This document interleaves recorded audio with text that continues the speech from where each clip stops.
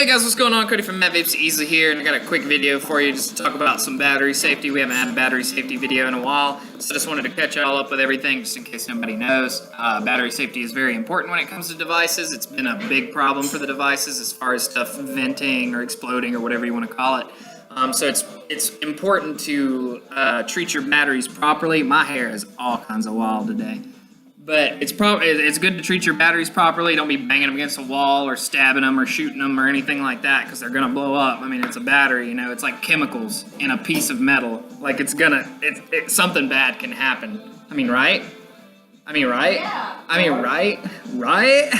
So make sure you don't store like loose batteries in your pocket or your purse or anything like that. Don't just put a battery, just a naked battery in your pocket.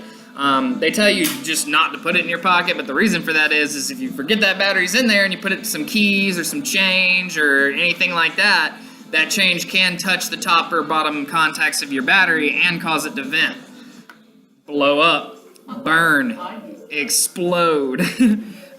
So yeah, you want to definitely keep it in like a plastic case or something like that to prevent contact with the metal objects, anything like that. Don't let them come in contact with those keys or coins or anything like that. It could create a fire or explosion. You don't want to use damaged, modified, or wet batteries. So if your batteries, like, for example, these batteries. I'm going to grab one of these real fast. So this is a brand new Samsung 25R5 right here. So if this jacket, this green jacket is torn, or if it looks darker in spots, that could be a wet battery. That's also an infraction that could get you in trouble later on. You want to make sure that this white piece, sometimes it's black depending on the kind of battery, is in there. That is an insulation. It basically separates the positive from the rest of the negative, because under this sleeve, the only positive part of this battery is this piece right here. The rest is negativo. Like I said, you don't want to use something with a torn jacket or anything like that. If it's missing the jacket, you definitely want to buy another battery or rewrap it. You definitely want to replace these if they're damaged or they get wet or anything like that. You don't want to pierce, strike, or this is dent or modify the battery. I don't know how you could modify, like you could put a spoiler on it or something, but then it wouldn't fit in your box anyways. Make sure you never remove or disable safety features on your device. So that goes for anything. Don't be like opening your box up and soldering two wires together. I mean, that's just asking for an IED, you know. Make sure you don't use the wrong battery. If you got something that uses 18650s and you're throwing a AA in there, it has the chance to vent.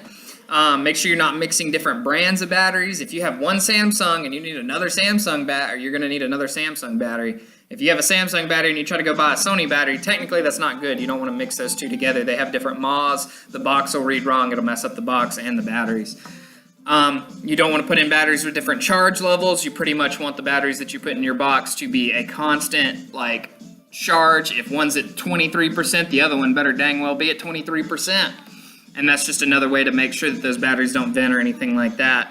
You don't want to use old and new batteries together. Pretty much if you're replacing batteries in your vape, buy 2 at a time if it's a 2 battery mod, or 3 at a time if it's a 3 battery mod. Just buy all new batteries. It's the same thing with like changing a light bulb in your car. You really want to change both when you do that. That way one doesn't burn out quicker. But you always want to use the recommended charger. You can find chargers for these batteries in just about any vape shop, including ours. You can find them online. Just make sure you know what you're buying. There are some chargers out there that aren't as good, that don't have overcharge protection and things like that. What overcharge protection is you basically slide your battery on this charger, and when it's done charging, it'll say, oh, it's done charging, and it'll stop putting power to it. There's some chargers out there from China that are kind of cheap that don't do that, so you got to pull it off. You got to make sure you set a timer for like 8 hours, put your battery on, and pray you get home in time to, take it off of there, because that can vent the battery as well. You definitely want to use your device with the charger that it came with, like the cord, because a lot of these boxes do have like the micro USB cord in them. You definitely don't want to charge on a flammable surface. I mean, that's obvious. Don't be, lighting something on fire and charging your box by it. And do not leave the batteries in the charger after they are charged. That's another important one. Even though these things do have overcharge protection, it goes back to that old faithful saying that crap happens.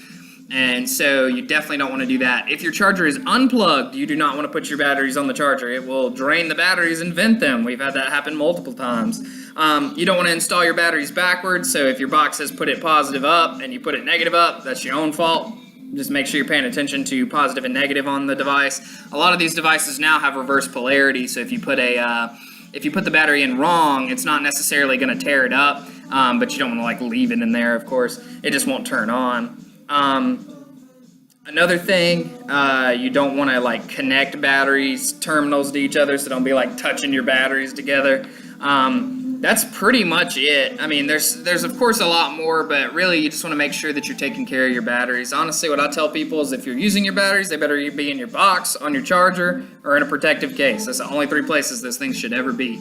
If you have any questions about battery safety or anything else in the shop for that matter, feel free to leave it in the comments below. Be sure to get back to you, all right? Peace.